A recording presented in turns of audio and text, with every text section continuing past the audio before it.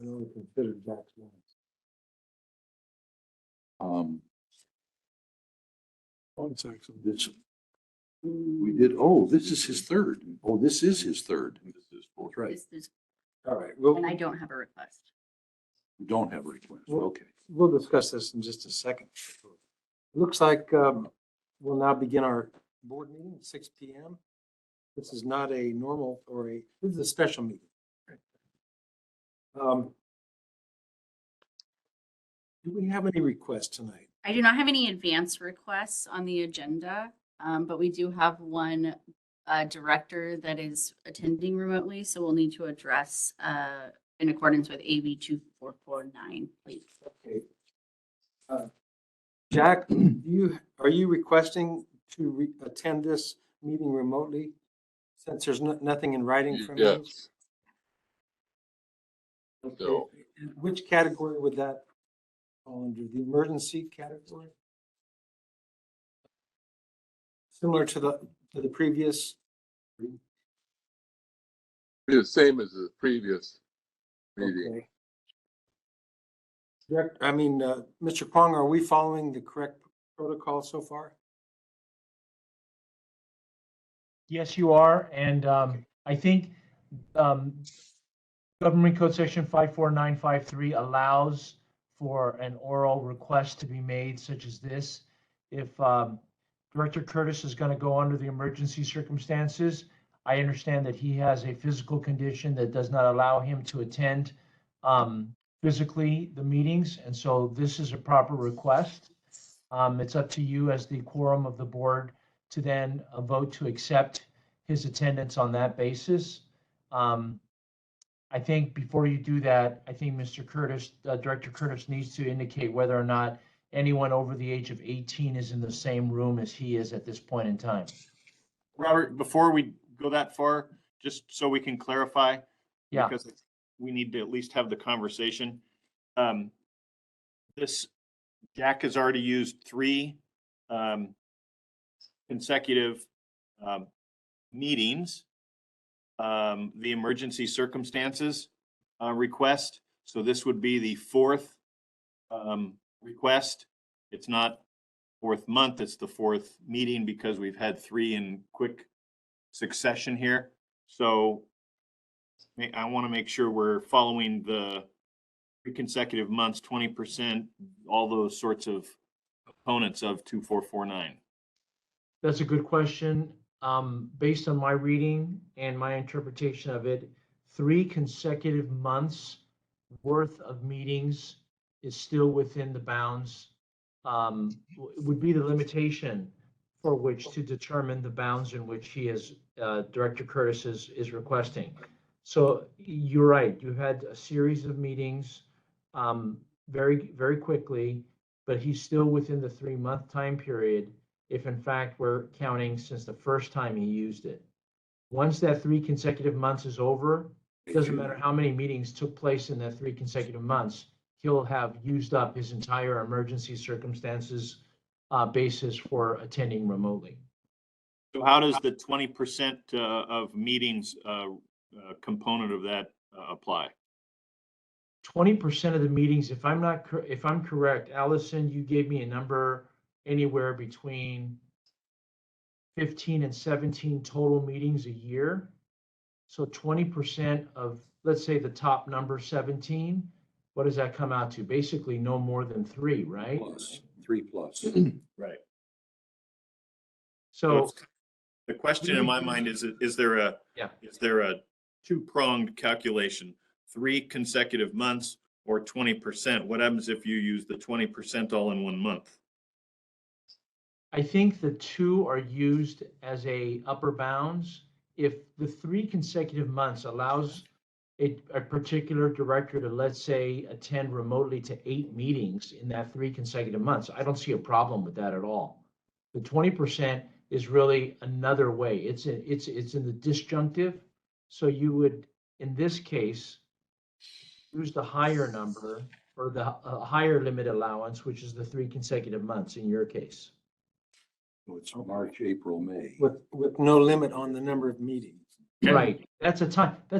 And you're right, Director Berg, that it is a time-based limit, not a number of meeting-based limit. Okay, just want to make sure we're clear on how we're going to Do it legally. move forward legally. Okay, with that in mind, would the directors present like to make a motion to accept Jack Curtis's, I'll move acceptance of that request. do I have a second on that? I'll second. Okay, we have first, we have a motion and a second to accept Director Curtis's reason for attending remotely tonight. All in favor, please say aye. Aye. And Opposed? the 3 months in question then are March, April, May. Is it 90 days? That's my understanding. 90 days, not necessarily the word of the month, March, April, May. It's just 3 consecutive months, right? Okay, Different from 90 days. yeah, it is, okay. That's right. We have, Can we ask Mr. Kwong, give us an update on what's gonna happen when we get past the 3 months? Then you've used up your quota of requests. That means Jack's not gonna be able to attend that meeting? Attend but not deliberate and vote. Like being recused. yeah, being absent. Well, no, those are I'm sorry, it's not three like, different things. Yeah. And actually, I had a question, having been in that sort of situation. Why just, it seemed like just last week. Mr. Kwong, if you could distinguish under the statute, attendance and participation. Okay, let me answer Director Kentosh's question first. And I want to go back and concur with Director Quillisi's response to Director Kentosh, that if in fact the 3 consecutive month is then completed or used up, as it were, by a particular director, then you still have 2 just cause bases to attend remotely, but that is a much more stringent standard to meet the just cause a basis for remote attendance. Then after that, you can you could not attend remotely. You would have to attend in person after that, or then miss meetings. That's always a possibility. And then that leads me to segue into Director Ulrich's question. The difference between attendance and participation is exactly the nature of those 2 terms. Attendance is you can attend a meeting as a member of the public, but not necessarily as a member of the board. And then participation in a meeting requires you to be a director that is recognized as being there for that purpose as an official elected board member in that legislative body. So going back again to Director Ulrich's question, you can be at a meeting. You don't necessarily have to say or do anything. You could observe as just like any other person. But to participate as a director with a vote, you'd have to have met the qualifications either as an in-person type of a meeting attendance and participation, or pursuant to the Brown Act 54953. Okay, so in the interest of my obligations to my constituents, and also given that this is the annual budget process, it's sort of incumbent upon me to be attending as a member of the public and paying attention to what's going on, being aware of what's going on. Okay, so how does that, is that, from my perspective, am I engaged in business, in the business of the district? I didn't Or get am I the just last a part member the of the question. public? What was the last part of the question? Am I then engaging am I doing business by attending even as a member of the public in furtherance of the interests of my constituents and of the district, or am I simply a member of the public? In last week or this week? Oh, last week. Well, can I? Yeah, go ahead, Jeff. Why don't you give it a crack? Because I mean, No, is this a per diem question? I read between the lines. The question is last week's meeting, you were not a voting member of the board, but you were a Voting would be participating. participating. Discussing would be You were- participating. You were I was just lurking, advanced lurking. advanced lurking, lurking with interest. And under public comment, you can talk about anything you want. Is that a payday? Right. Under the, you were there at the meeting, you listened to the meeting, you made comments to the meeting as a member of the public, you just didn't vote on an action item. I don't recall having made any comments as a member of the public. You could have. I could have, yes, absolutely. Is last week's meeting a day of service for Bill? And how does that jive with 2449? Yeah, I'll look into that a little bit more, but my first blush right now, my preliminary response is no, that is not a day of service. We're not acting as a board member at the time. You are observing, just like any member of the public could observe at that point in time. And my first blush is to say, no, that is not a day of service. So it's not analogous to, for example, going to a conference. That's Be different. Because That's- you're that's doing totally district business. Yeah, that's totally different. Right. I just love. That's like the travel. See, if you were traveling on district business, that's okay. If you're traveling on other than district business, not okay. Okay, Robert, if you could kind of look into that and then give us a official memo to file to the board. You got it. Thank you. This is interesting. It's hard to get it. Here, isn't it? Really. So, Act of the legislature. exactly. Yes, they are. Okay, we did have a motion and a roll call vote for all in favor. And then were there any opposed? Okay, so we have voted to accept Director Curtis as a board member tonight. Would you please take roll? Allison? Director Quillisi, Here. Director Stone, Here. Director Kintosh, Here. Director Curtis. Jack, we're doing roll call. Can I vote? We're doing roll call. So yes, you're active now. in. You're in. Okay, yes. Here. And then Director Martinson has a pre-approved absence, so he will not be here. And then Chair Berg. Here.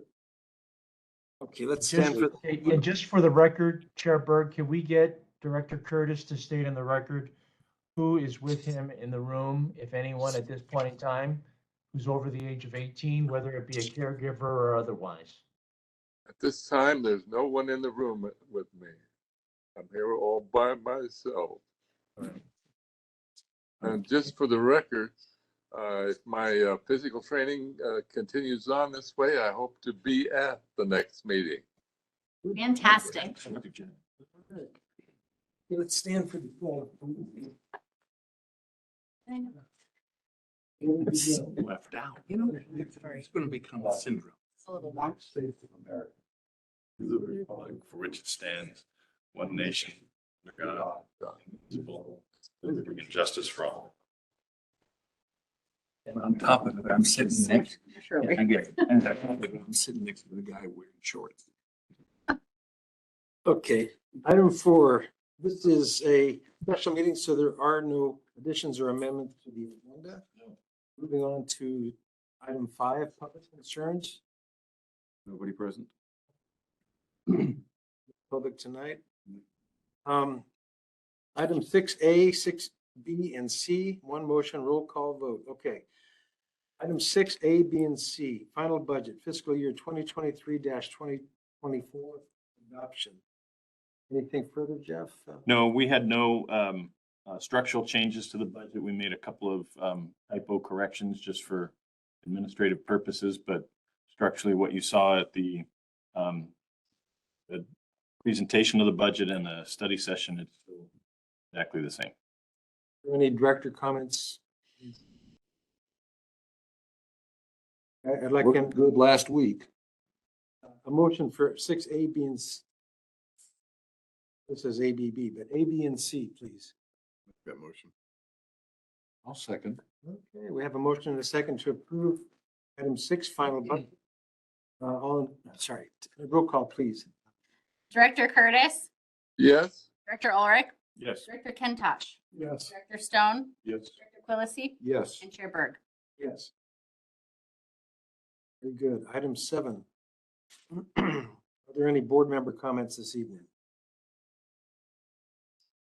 I came in early and showed Jeff, and I think Bill, just so we don't feel like we're the only one standing getting sued by the Californians for home ownership. Oh, are you gonna? They are also suing the city of Ojai over the housing element of the general plan. So more excitement in the city Never goes away, does it? when there's money to be made.